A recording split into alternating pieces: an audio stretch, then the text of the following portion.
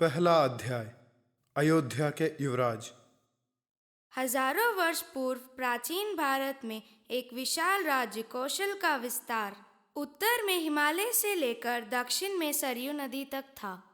वहां के पराक्रमी राजा दशरथ सूर्यदेव के वंशज कौशल की अभेद्य राजधानी अयोध्या से शासन करते थे।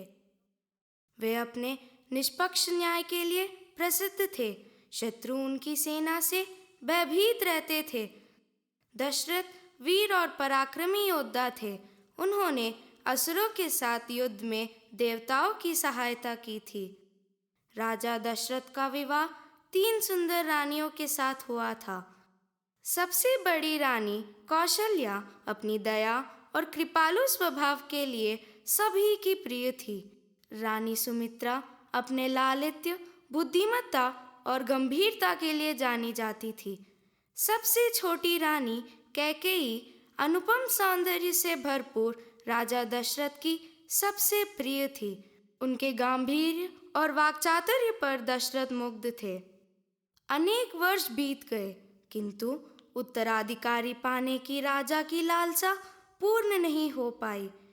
बढ़ती आयु की ओर अग्रसर राजा ने अपने माननीय राजगुरु महर्षि वशिष्ठ से परामर्श मांगा।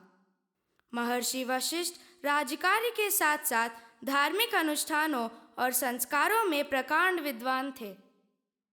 महर्षि वशिष्ठ ने राजा को परामर्श दिया। महाराज, एक यज्ञ का आयोजन करें। इन अनुष्ठानों में सृष्टि के संरक्षक भगवान विष्णु का आह्वान करने की प्रबल शक्ति होती है। मुझे पूर्ण विश्वास है कौशल को उसका उत्तराधिकारी अवश्य प्राप्त होगा।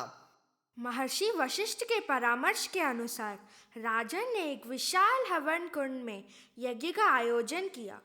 महाराज और सभी रानियां धार्मिक अनुष्ठान में लीन थे।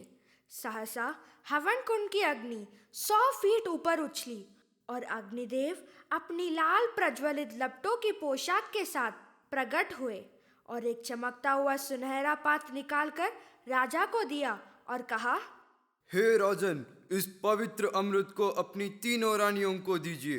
आपकी मनोकामना अवश्य पूर्ण होगी। ऐसा कहकर वे अंतर्ध्यान हो गए।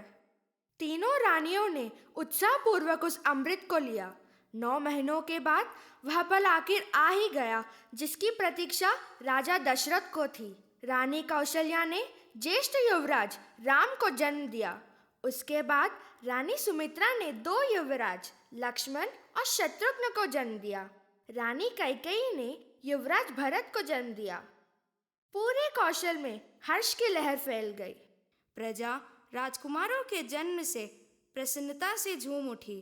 संगीत नृत्य के साथ मिष्ठान का आदान प्रदान कर हर्ष उल्लास से मनाया गया।